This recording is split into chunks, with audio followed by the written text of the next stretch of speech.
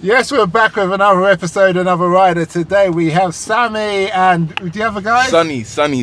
Yeah. And I'm Trill Tiger, and this is Frank's, you do. Okay, so we have Africa in the house, we have Nigeria, Cameroon, and obviously Jamaica, in the sense of, well, you could say Senegal, because that's where my ancestry go to, but they're all artists.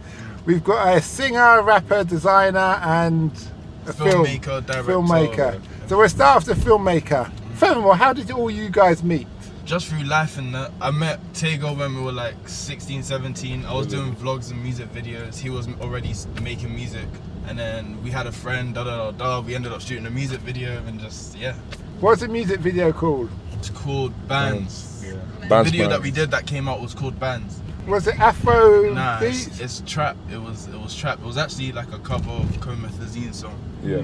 So that means it's on YouTube. It's on YouTube. Yeah. So how many views did you get on YouTube? Did it go viral? That's It about was like good still. about like 20 something. Yeah, Oh. 27K. Yeah. Okay, that's good. Yeah, we were young at the time as well. It was like, No, don't worry, that's all good. You start somewhere and you grow. trust. Yeah. It's just what I'm doing, isn't it? And it's hard. Oh, why does that go off? It's harder when you're older. But still, I don't know why it's switching off there. But okay, so that's a very nice ring. So tell us about what's it like being in the filming industry. Did you go to film school? What did you do? Yeah, I did go to film school. I started making films before I went to uni. I was like making short films in like half terms because I went boarding school. So I did. Anyway, it's cool. I go to uni. At this time, I've already started making music videos. We've done bands and we've done all that other stuff. So I've already started making connections and whatever. We go to uni, I'm studying. I didn't really like it too tough, but it is what it is. I got films made. I had one called Stage Fright, which is out now. You can watch it. Got nominated for the Royal Television Society Award. Oh, is it? Yeah. So right, so where's that then? On YouTube? Yeah, it's on YouTube. Brother. Huh? Brother. Brother. BRTHA. Okay, that's good. Our own spin, but it's Brother. All right, so we'll put that link in the bit down below later on so people can click on there and see. So what did you find, what did you learn from making that movie that you wish you knew when you started? I learned, so I won't lie to you. So we shot a video for Skepta, like half term of one of the holidays in uni, and I was feeling frustrated. This was in England? Yeah, this was in England. This was in London, like during like COVID times or something like that, because we went to uni all during COVID. So like, not Frank. Frank lives in Paris, but like, what was I saying? Oh yeah, shot the video for Skep, and I was feeling frustrated at the time that I haven't made a film.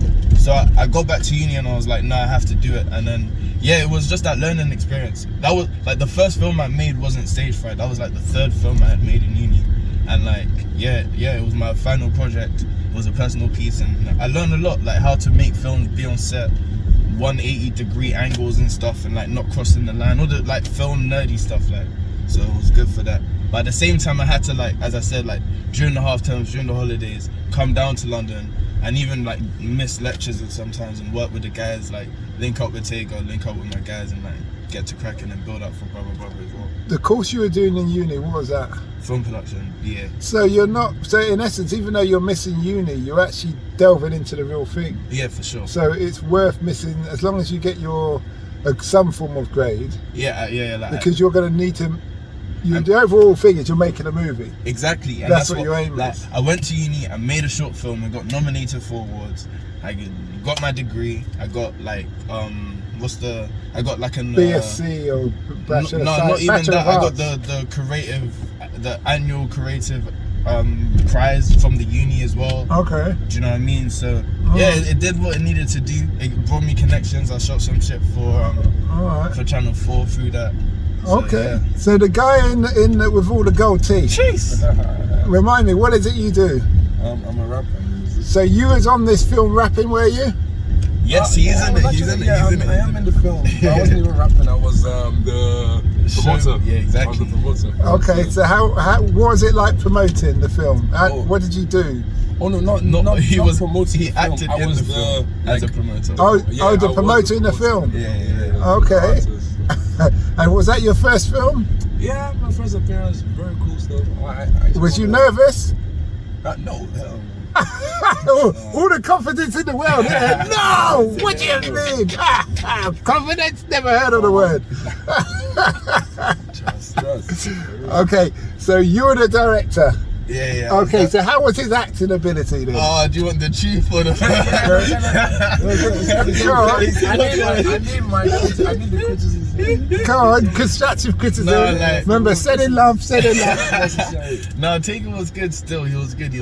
It took a little bit of time for him to get the lines. I just said, you get me, but no, and we're gonna do more films on the way as well for sure. So it's just a warm up, getting him buttered up to really do the main So you're stuff. going to be like Ashley Waters with Top Boy, Come on, making those kind of TV series. for sure. Okay, well there's enough people out there who've had an interest in life. We'll talk about it on YouTube for you to reach out and grab them and say you want to put them in a movie.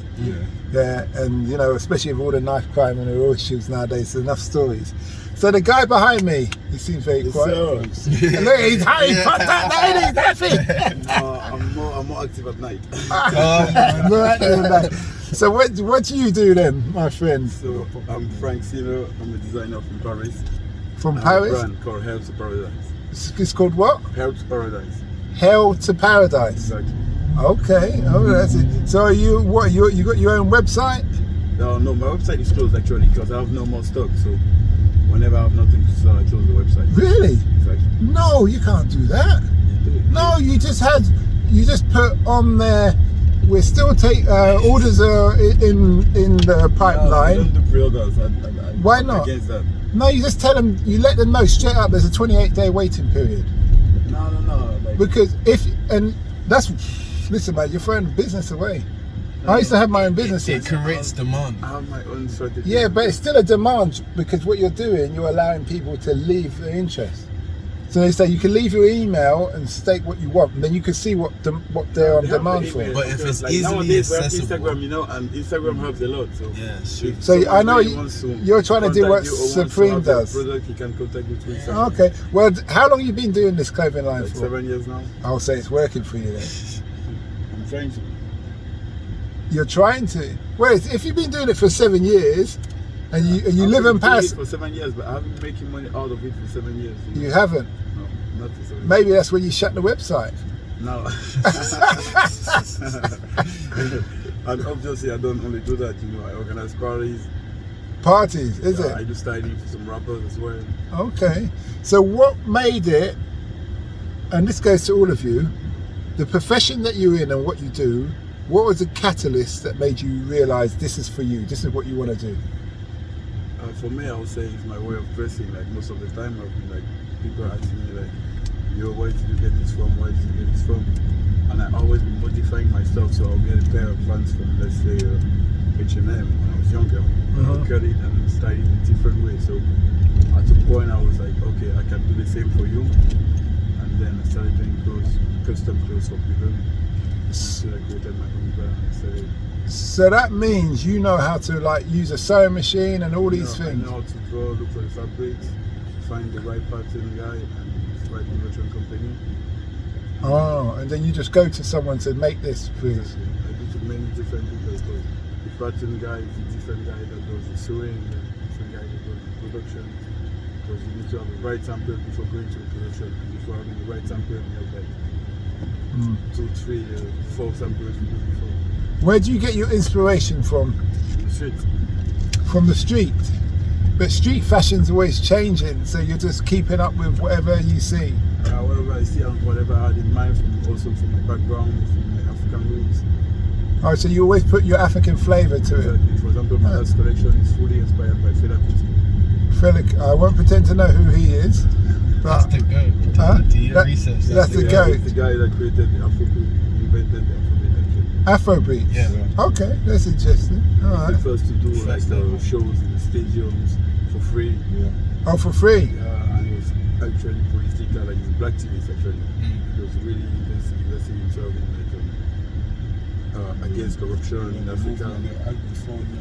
And what country was he from? Nigeria. Ah, was he? Wait a minute. Was he the guy? He was killed. Exactly. Oh, I think I know about him. I watched a One documentary. thing famous about him, he had 27 wives. Oh, he sounds like my type of guy. I shouldn't say that really, then innit? he met this woman like from the Black Panthers movement, and then he divorced from all 27 movement, and then stayed with that one. So they probably had him killed. Yeah, it was like really, Yes. no, for real. They burned his house down. Like Yeah. Oh, God. Threw his mother out of the balcony. What, the women? They threw his mother outside of the balcony. Off the balcony. Mad. Well, 27 wives, divorce. I need to watch this documentaries. I want to know what this one wife looked like. Super, like Fela Kuti is like real black. His sole name is the Black President. You know. Oh, so he's real Pan-African then. No, for sure, for sure. So he's like Marcus Garvey. Him, you have Kwame Nkrumah and all these people, but he's the real original man. You know, like he was like he's in all his musics. Like the first 8-9 minutes is him playing instruments and directing his orchestra. But then at the end, he's like speaking about like everything that's going wrong in the country, you know. Yeah, which politicians don't like. Exactly. There's not a politician on the planet who likes their bad. He shows for free, like okay. filling stadiums and touring all these things for free. So it sounds like he has inspired you all then. Yeah, for sure. Whole Africa, even America. Sure. Oh, okay. Black man has been inspired by Fela Kuti for years, bro. Yeah. Okay. Well, coming from the Caribbean, or the heritage-wise, it's ours is Marcus Garvey. You heard of him? Of course. Yeah. So that's a bit before your guys' time, but anybody contributes. I know that, Yeah, I hear you saying. Okay. So what does the future hold for you lot?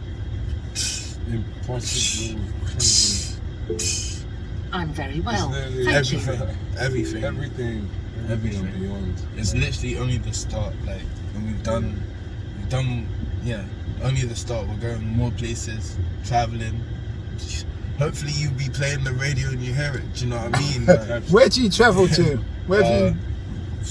So like, Frank lives in Paris. I just came back from Portugal. Like he just came back from Portugal. All three of us went like in like a month or something. We were in obviously London, went to Paris, then we went to Milan. Or Milan, then we went to Paris, should I say? Nigeria as well for him. And Nigeria as well, go to Nigeria. So are you're going there for your film purpose and music purpose? Yeah, well so we went out there and we filmed the whole thing. You can watch it on Brother, and like he had a show out in Milan. Oh, is it? Frank threw a party in Paris, and we were turning up. It was lit, like meeting new people, like crossing, networking. Exactly, going from London to different places and tapping in.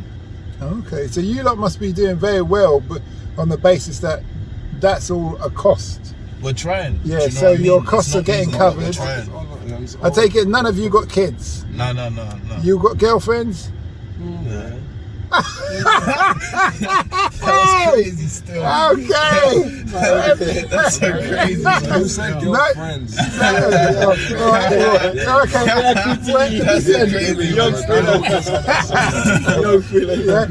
That's so crazy. No, I only ask, and there's a logic to why I'm asking, is because obviously if you're on the road doing lots of different business, as you are in the creative sense, having a relationship could be a burden. That's what I say anyways. In certain ways. That's what I say, but we also that's that balance. At least like if people are listening and they're actually you get me. That's actually my thinking. Defend our point. Okay. Well, so how does your family feel about what you lot do? Are they supportive? Your friends and family? Yeah. Actually, mine wasn't at all. Is it? No, she does. Why weren't they supportive at first? Because in France, it's like you don't have these Africans making it in fashion, you know. I think France is super racist as well. So. See, that's interesting because I've interviewed a lot of black French people, and I always ask them, or even if they come from the Commonwealth countries, which are the French Commonwealth, I said, why do you come to England? And they all say the same thing. Paris is too racist. London's got its racist element, but it's not half as racist as Paris. Paris is institutional. It's like crazy. Like from baby, it's racist. Like depending on where you grow up, the schools you go, like it's totally different. But how was Milan then? Because Milan has. That's worse. You have the video of the police. Bro, man, we got stopped.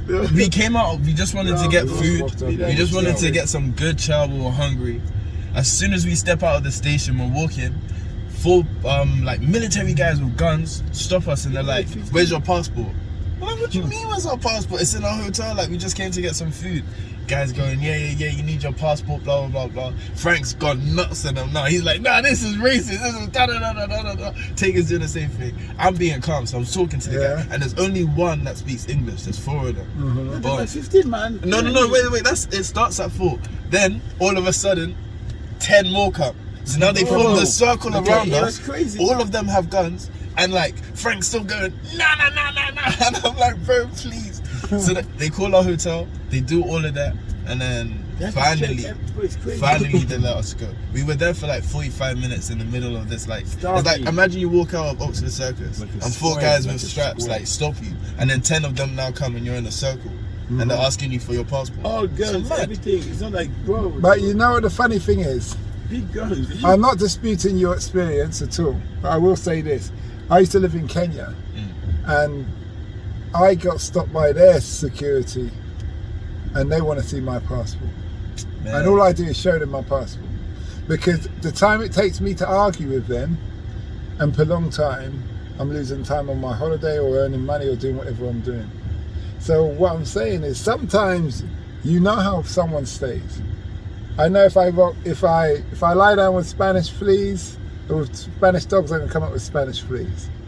You just have to learn to minimize your self-aggravation. At the same time, but we didn't have our passports. But you can say, I'll tell you what, come with us back to the airport, back to the hotel. I think we did propose that. No, I don't dispute that. I don't dispute My that. thing is, I stayed calm. I actually did stay calm, and I gave them the details that they needed. But the main issue is, like, bro, we're all from different countries. We didn't look like we had smuggled hair on the boat. What are you asking us? Like, it wasn't a coincidence. I hear what you're saying. Don't get me wrong. I totally hear what you're saying. I've been stopped enough times in living in London, and obviously I'm a bit older than you lot, so there's a whole different experience in those days.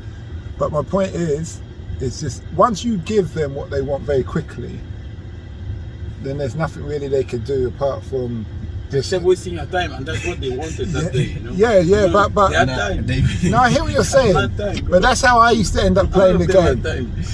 At first I used to get upset and want to argue or whatever, but then I just realised, you know what, let me ask, if I can answer the questions and show the paperwork thing, boom, boom, boom, okay, alright then, okay then, bye. I'm gone about my business. It's a 5-minute conversation, isn't it? I could even have a photocopy of my passport if I wanted. But I know, but what it is, when you're younger, there's pride in situations. To be honest, I hate you because I had that same approach and I really wasn't trying to get nothing long about it. Yeah. But at the same time, I understood where these guys were coming from. Yeah. So that was my main thing, but it was just a thing. That's why I told Frank, bro, please go sit down, man. Let me just deal with this and like, let's go. Because it was long. The thing that gets me though, when you go to Africa, a lot of African countries, they don't treat the white people the same way. No, they treat the white people so much. That happened in Milan. What's so crazy? We used to live down this street. This is a very famous street. Oh no way, that's on Pear Tree. That's crazy. Shout out to Pear Tree. That is mad. That is mad. Our first video in London was even for real. That was so crazy. Wow, that's mad, bro. You just passed Pear Tree. That's cold. But what was I saying? What we said? Yeah, man, they're racist. But in Niger, I got arrested in Niger on some nonsense. But that's how they are in Niger. They saw I had beads in my hair, long hair, They were like, Americana. Pull over. You can't look like this in Nigeria. I know, but I can understand that. I can understand where different cultures and different ways of coming from. If you see what I've noticed in black countries, when you go to a black country, a lot of them are still scarred through colonization and slavery. So that man's looking at you and saying, you got your hair like this, but that's our natural tribal thing. But they've been indoctrinated to believe what they are is wrong or backward or blah blah blah. Even if I listened to Usain Bolt, he's talking one time and he's telling his other athlete, Bridging, why you got the beads and the plaits? You know, blah, blah, blah. No one don't want to see that. And I'm thinking, come on now. Yeah. I wish I was there to educate him. Yeah. I mean, it's Do you like, understand? There was a day I was with my mum. We went to church in Nigeria, and we like, she looked like, my mum's a girly girl. She likes her fluffy dresses and all of that. Walks through, and then the guy's like, "Oh, you look so beautiful. Are you from America?" My point is that ideology in their head is like, oh yeah, anything that's good comes from abroad. It's like when I first moved to Nigeria and I was from England, it was like, oh, this guy's fresh because he's from Jan. Like Jan is England. Do you know what I mean? It's like, it's that whole mentality. So even the guys who are in Nigeria now, like every time I go there, I'm telling them like, believe in what you guys have got here and just keep doing it, because they'll see us and be like, oh no, we need to be in England in order for us to do what we need to do. But more time we're here. Do you get me? And it's the same thing. So everyone just needs to hustle and believe in their source and don't think, No, crazy. going back to even what you said, like I tell you, I left like Nigeria to Canada when during like around Ebola and stuff. So I couldn't come back to Nigeria, and that's when I moved to Canada. And even at that point, coming back to Nigeria, bro, like classmates, everybody you know is gonna be like, oh nah, you've seen the other side, like, and it's coming back here, like, and then they're gonna be like, yo man, like, how was the experience? But it's literally nothing. And the same thing with now, we've come here and we're doing something that is like in a way like impactful, and we actually expected to have impact. So now we've come here and we're doing that, and these kids now grow up and they want to do the exact same thing, but they never get here to do it. So they still feel, even if they're doing it there, that they need to get here to do it, and then like have this same. It's not really like a. You know what I'd say to that? Really. What I say to that is, I understand where they're coming from, and they're not wrong. They're not wrong. They're not wrong partly. You know why they're not wrong? Yeah. Because, and I don't say this in any superiority way. So I used to live in Africa. Yeah. There's order here. Yes, there is. So you know, if you sign a contract, more time it's going to be honoured. Yeah, you know when the policeman stop you.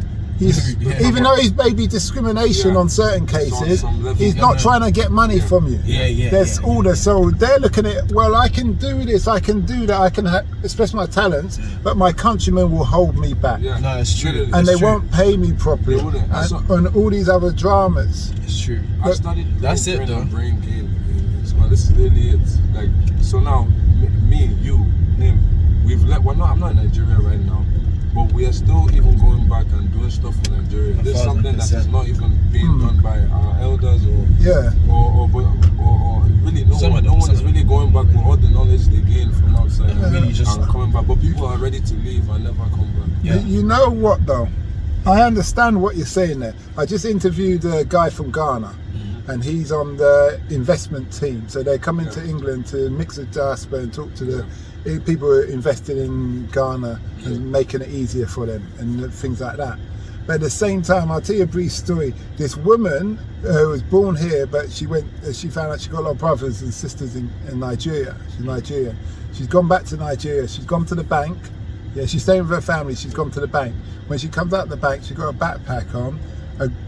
Two guys on a motorbike pull up, and one of them pulls out a gun and says, "Give me the bag." So she gives her the bag.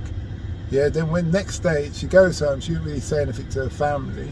But when she thought, well, I didn't have that much money or whatever.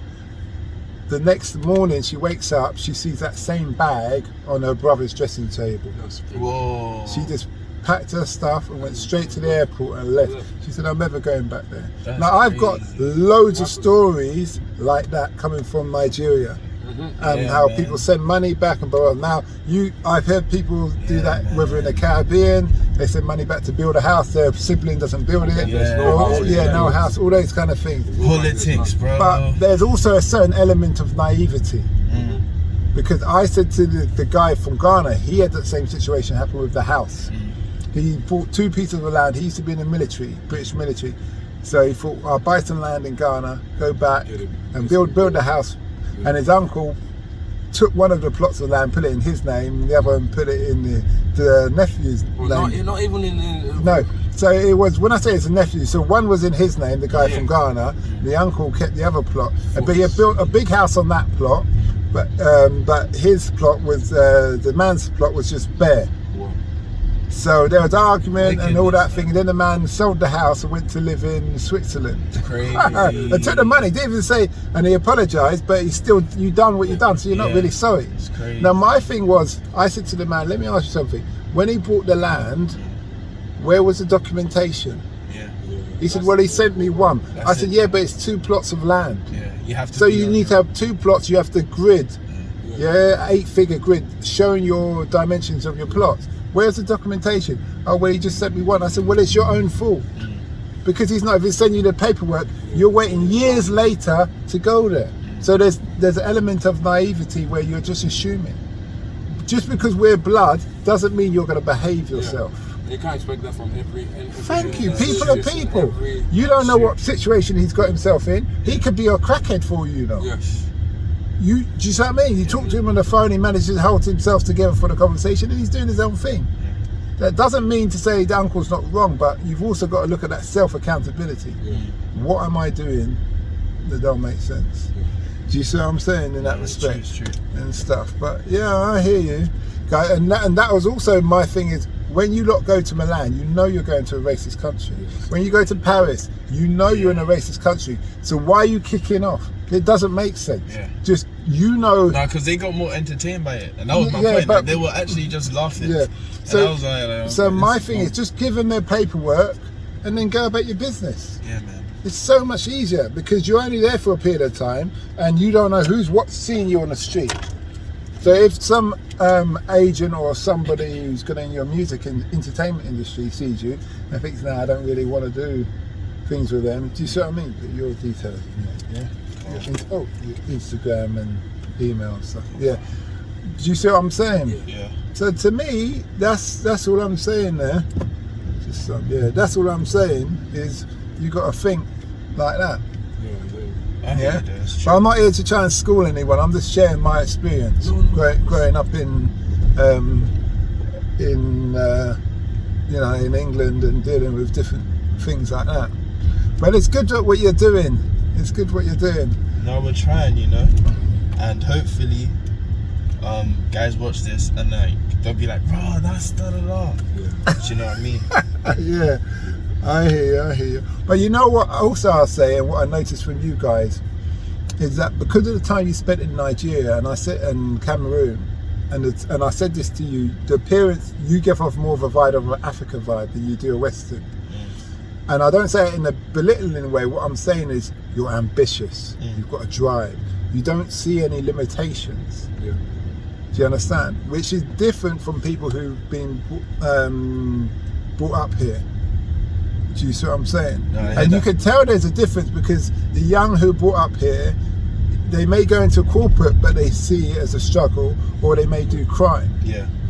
Do you understand? It's all about the mentality, man. And it's some crabs in the bucket type stuff as well. It's like, even when you're trying to do stuff here, people are gonna hate on it because it's like, oh, like who does he think he is, or what's he doing? Like, but that's just the London mentality. Bro, it's some hater stuff. I ain't gonna hold you. This stuff is like, okay, so when we came here, we've been here 6 years max. Like this place we're heading to right now is actually our friends run cafe from Nigeria. Like, shout out to Sloan. Shout out to Sloan, bro. Like, cause our friends run cafe. Like any of the kids who lived here, who have grown up and seen these streets for time, could have had the ambition of one day I want to open a cafe here.